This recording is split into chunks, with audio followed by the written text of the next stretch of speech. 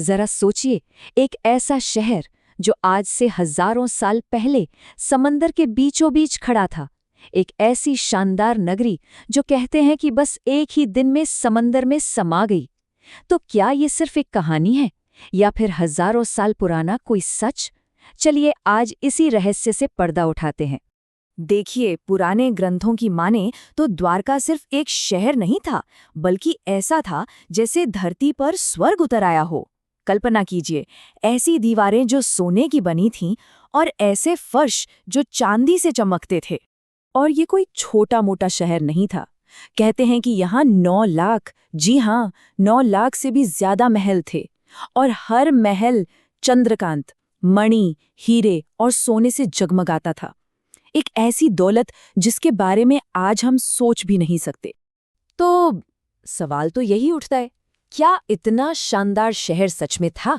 और अगर था, तो आखिर कैसे वो एक ही दिन में लहरों के नीचे हमेशा के लिए गायब हो गया? यहीं से हमारी ये खोज शुरू होती है। तो सबसे पहले बात करते हैं उस कहानी की जो हजारों सालों से हमारे बीच है। द्वारका कैसे बनी और कैसे उसका अंत हुआ। किस्सा कुछ यूं है कि जब मथुरा पर बार बार हमले होने लगे तो श्री कृष्ण ने अपनी प्रजा को बचाने के लिए एक नया शहर बसाने का फैसला किया। उन्होंने समुद्रदेव से 12 योजन जमीन मांगी, जो आज के हिसाब से करीब 150 स्क्वायर किलोमीटर बनती है। और फिर विश्वकर्मा ने उस जमीन पर इस अद्भुत शहर को बनाया। और ये शहर, आप सोचिए, उस जमाने के हिसाब से कितना ज्यादा एडवांस्ड रहा होगा।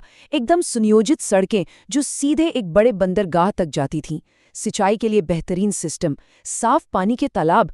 मतलब ये सिर्फ खूबसूरत ही नहीं था, बल्कि हर तरह से आत्मनिर्भर भी था। लेकिन कहते हैं ना, हर अच्छी कहानी में एक मोड़ आता है। द्वारका की किस्मत पर 2 श्रापों का साया पड़ गया।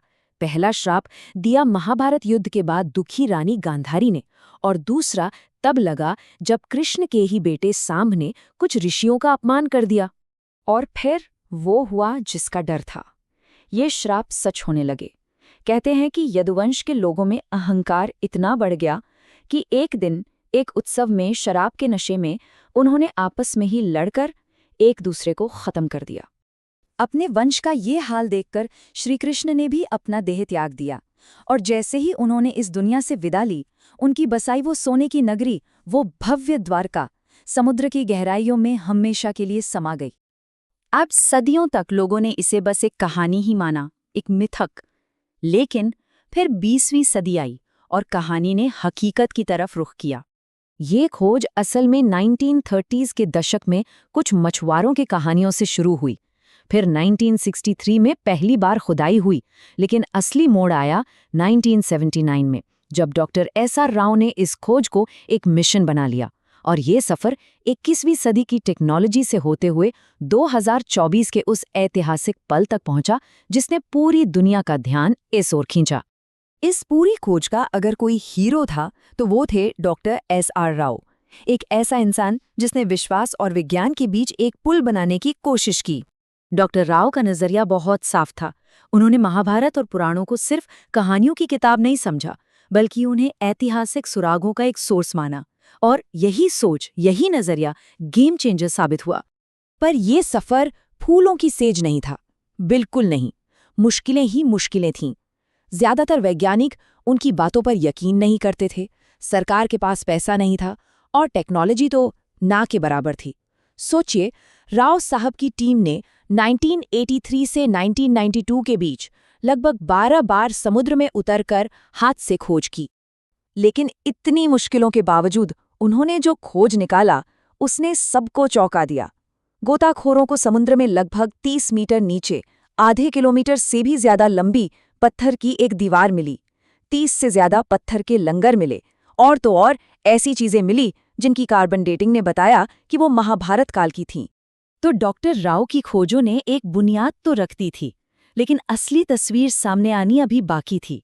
और इसमें मदद की 21वीं सदी की टेक्नोलॉजी ने। अब सवाल ये था कि वैज्ञानिक तौर पर द्वारका डूबी तो कैसे डूबी? साल 2001 में national institute of ocean technology ने एडवांस्ड सोनार टेक्नोलॉजी का इस्तेमाल किया। इससे उन्होंने समुद्र के नीचे का एक पूरा डिजिटल मैप तैयार कर लिया, और जो नतीजा सामने आया उसने सच में सबको हैरान कर दिया। नीचे एक पूरा सुनियोजित शहर मौजूद था। तो अब हमारे सामने दो थ्योरीज हैं, दो अलग अलग वजहें। एक तरफ ग्रंथों में लिखा श्राप है और दूसरी तरफ एक वैज्ञानिक थ्योरी है जो कहती है कि ये एक बहुत बड़ी प्राकृतिक आपदा थी। और मजे की बात यह है कि साइंस भी इस तरफ इशारा करता है।